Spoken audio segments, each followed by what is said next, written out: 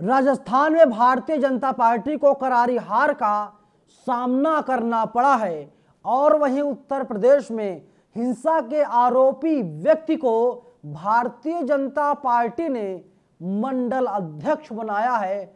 अब सवाल यह है कि सुप्रीम कोर्ट कितने फैसलों को पलटेगा। नमस्कार, मेरा नाम नवीन कुमार नंदन और आप देख रहे हैं नेशनल दस्तक। आप सबको पता है राजस्थान में विधानसभा की कुल 200 सीटें हैं।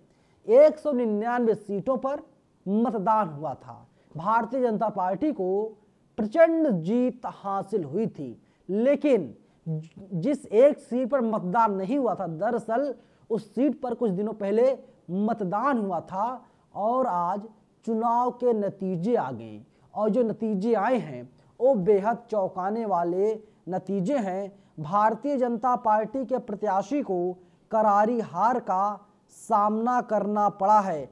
आपके सामने मैं दिखा रहा हूं जो इलेक्शन कमीशन का डेटा है 2:08 का, जिसमें दिखाई दे रहा है कि 9,719 मतों से आईएनसी यानी कांग्रेस के प्रत्याशी आगे चल रहे हैं।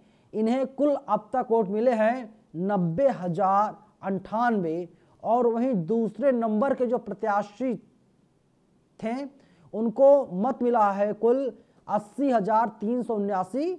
9,719 मतों से ये पीछे चल रहे हैं। भारतीय जनता पार्टी के प्रत्याशी हैं और इन्होंने दावा किया था चुनाव में यही जीत दर्ज करने जा रहे हैं, लेकिन प्रदेश की जनता ने भारतीय जनता पार्टी के प्रत्याशी को पूरी तरीके से नकार दिया। बीजेपी को उम्मीद थी कि बीजेपी के जो प्रत्याशी हैं चुनाव में वे जीत दर्ज करेंगे, लेकिन ऐसा हुआ नहीं और भारतीय जनता पार्टी ने बाकायदा मंत्री बना दिया था और अब माना जा रहा है उनका मंत्री पद भी छीना जाएगा। देखिए, एक वेबसाइट के हवाले से मैं आपको बता रहा हूं, पिछले महीने चुनाव प्रचार के बीच कांग्रेस उम्मीदवार और तत्कालीन विधायक गुरमीत सिंह कूनर के निधन के कारण मतदान स्थगित कर दिया गया था।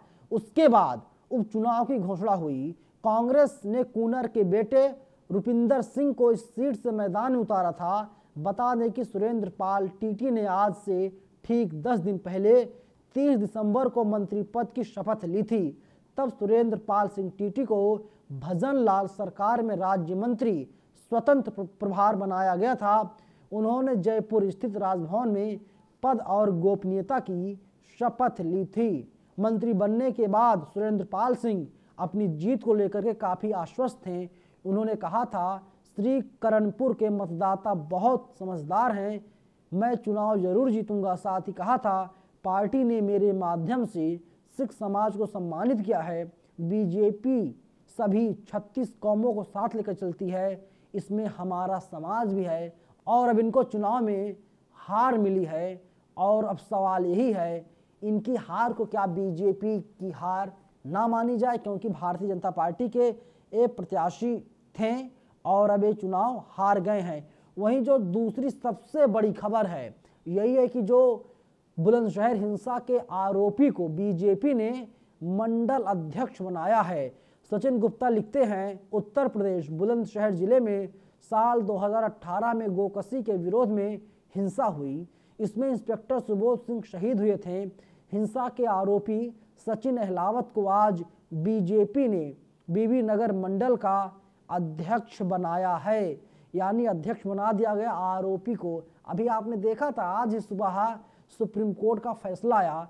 सुप्रीम कोर्ट ने कहा कि बिल्किस बानो के जो 11 दोषी थे उन लोगों को अब फिर से जेल में भेजा जाए और सुप्रीम कोर्ट का ये भी कहना है कि 14 दिनों के भीतर इन लोगों को सरेंडर करना होगा और अगर सरेंडर नहीं करते तो फिर कानून अपने हिसाब से काम करेगा। यानी किस तरीके से ये जो भारतीय जनता पार्टी से जुड़े हुए नेता हैं या आरोपी हैं, भारतीय जनता पार्टी इन लोगों का मनोबल लगातार बढ़ाने का काम करती रहती है। अब आप सोचिए कि क्या भारतीय जनता पार्टी को दूसरा कोई व्यक्ति नहीं मिल रहा था? इस व्यक्ति को, सचिन अहलावत को मंडल अध्यक्ष क्यों बनाया गया? जवाब कौन देगा? किसी के पास कोई जवाब है? और बाकायदा उत्तर प्रदेश की पुलिस ने पोस्टर चिपकाया था और उसमें दिखाई दे रहा है कि 15 अक्यूज्ड, और जो यहाँ पर नंबरिंग की गई है मैं उसके मुताबिक बता रहा हूँ। हालांकि कई लोगों के ऊपर FIR दर्ज की गई थी, और जो है कि 8वें नंबर का जो आरोपी है सचिन अहलावत, इसको बीजेपी ने बीबी नगर का मंडल अध्यक्ष बना दिया है, क्योंकि 2024 में पूरे देश में लोकसभा के चुनाव होने हैं। भारतीय जनता पार्टी लगातार मेहनत कर रही है, मंडल अध्यक्ष बना रही है, बूथ अध्यक्ष बना रही है कि जिससे भारतीय जनता पार्टी चुनाव में जीत दर्ज करे। वहीं सी न्यूज़ भारत से लिखता है, स्याना हिंसा के आरोपी सचिन अहलावत को भाजपा ने बनाया मंडल अध्यक्ष। स्याना हिंसा में यूपी पुलिस के जाबाज इंस्पेक्टर सुबोध कुमार की गोली मारकर कर दी थी हत्या।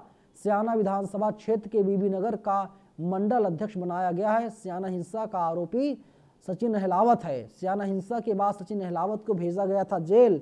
स्याना हिंसा के आरोपी सचिन अहलावत को मंडल अध्यक्ष बनाने पर भाजपा की जमकर के किरकिरी हो रही है। गोकशी के विरोध में साल 2018 में स्याना के चिंगरावटी क्षेत्र में हिंसा भड़की थी और उसमें इंस्पेक्टर सुबोध कुमार की हत्या कर दी गई थी, और हिंसा में सचिन अहलावत का नाम भी सामने आया था। अब आप सोचिए कि भारतीय जनता पार्टी का चाल, चरित्र और चेहरा क्या है, वो जनता के सामने सब कुछ है। इसमें कोई दो राय नहीं है कि सचिन अहलावत हिंसा का आरोपी नहीं था, और भारतीय जनता पार्टी ने ठीक 5 साल बाद उस आरोपी को मंडल अध्यक्ष बनाने का काम किया है। लोगों के साथ न्याय कैसे होगा, इंसाफ कैसे होगा, सबसे बड़ा सवाल यही है। और कांग्रेस पार्टी के साथ ही जो तमाम राजनीतिक पार्टियां हैं, वे लोग कहती हैं कि जो भी व्यक्ति मर्डर करता है, रेप करता है, बलात्कार करता है, भारतीय जनता पार्टी उसको प्रोत्साहित करती है। प्रोत्साहन देने का काम बीजेपी लगातार करती आई है। आपने देखा बिल्किस बानो केस के जो 11 दोषी थे, जब उनको 15 अगस्त 2022 को गुजरात की सरकार ने रिहा किया था, तो उन लोगों को बाकायदा माला पहनाया गया, स्वागत किया गया, उनसे आशीर्वाद लिया गया। अब आप सोचिए, बलात्कारी कभी आशीर्वाद देगा? लेकिन साहब, भारतीय जनता पार्टी की सरकार है, यहाँ कुछ भी हो सकता है, और फैसला आपको करना है। फैसला आपके हाथ में है कि आगे किसको चुनना है, किसको नहीं चुनना है, क्या करना है, क्या नहीं करना है। हमारा तो काम है सिर्फ आप तक खबर पहुंचाना। एक पत्रकार होने के नाते मैं आपको बता रहा हूं, इन्फॉर्मेशन दे रहा हूं। फैसला आपके हाथ में है, फैसला आपको ही करना है। फिलहाल इस वीडियो में इतना ही, लेकिन जिस तरीके से बीजेपी की हार हुई है, अशोक गहलोत काफ़ी खुश हैं और कह रहे हैं कि मेरा सीना अब और चौड़ा हो गया। खुशी से अशोक गहलोत गदगद हो गए हैं। धन्यवाद। नेशनल दस्तक की आपसे गुजारिश है कि अगर इसको बचाना चाहते हैं तो नेशनल दस्तक को सब्सक्राइब करने के लिए रेड कलर के सब्सक्राइब बटन को दबाएं, फिर बेल आइकन की घंटी दबाएं। नेशनल दस्तक को बचाने के लिए बहुत जरूरी है कि हर खबर को शेयर करें, लाइक करें, कमेंट जरूर करें।